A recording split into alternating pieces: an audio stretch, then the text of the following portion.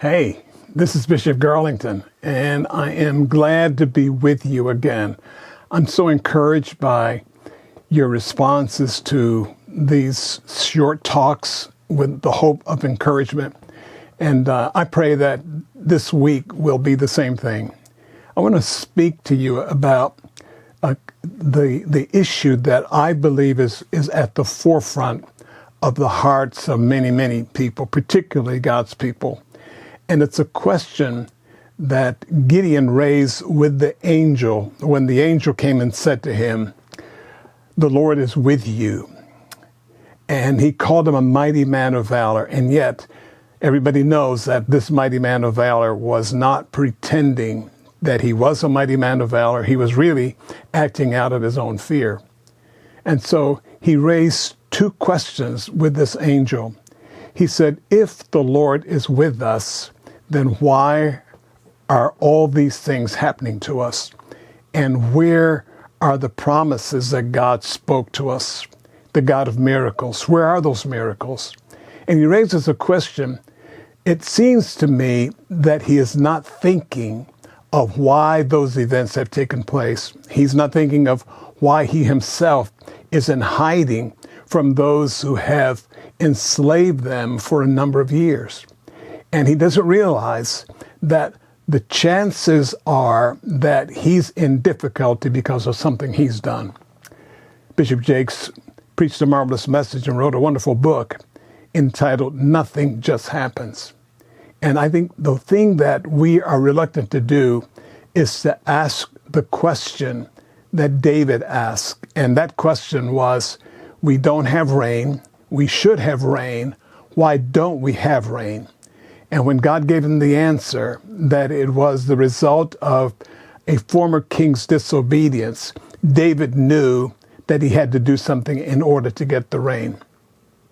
One of my favorite stories is a friend of mine tells about his children. One day he took them to an amusement park and spent the whole day with them. They rode, they ate, they did everything. He says, we opened the park and we closed the park. And when it was time to go home, as they were driving out of the park, they saw a man selling helium-filled balloons. And they said, Dad, can we get a balloon? Can we get some balloons?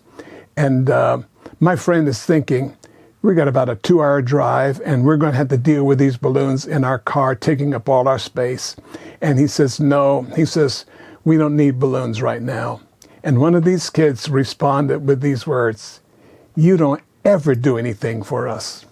And I think that is the most comical expression of what takes place in the lives of people who don't appreciate the goodness of God. And I'm thinking that there are moments in my life when I should have expressed gratitude, but I didn't. There's a man who wrote a book, Swimming with the Sharks, Harvey Mackay. And there's this quote that came from his book. And he says, the least impressive of all human emotions, the least deeply felt of all human emotions is gratitude. No matter what you do for people, no matter how grateful they are in the moment, and they will say to you, I'm forever grateful, and will walk away from you, and maybe a year later, they won't even remember what you've done for them. And sometimes the issue is, yes, you did that, but what have you done for me lately? And I think of the song that Andre Crouch wrote a number of years ago, How Shall I Say Thanks for All the Things That You've Done for Me? And I believe one of the critical things that we want to talk about this week is the issue of gratitude. I hope you stay with us. I hope that you won't see it as something depressing, but I want you to see it as something that God is bringing us back to so that we can focus on what he has called us to do and the kind of people that he's called us to be.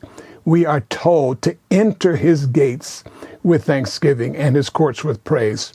And I want to talk about how it's possible to do that. What we're going through in these days in terms of the virus and all of the concomitant things that are associated with that have to have some linkage to whatever else has gone on in the world. because as Bishop Jake says and others, nothing just happens. So I'm submitting to you an opportunity for us to think about what it means to be grateful and to think about the problems that are associated with the attitude of ungratefulness. History demonstrates it, and the Bible that you and I live by is filled with incidences of people who are not grateful.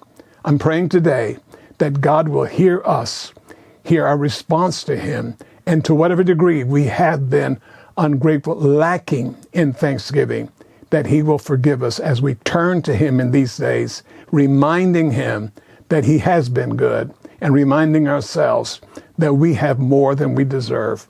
God bless you. I'll see you tomorrow.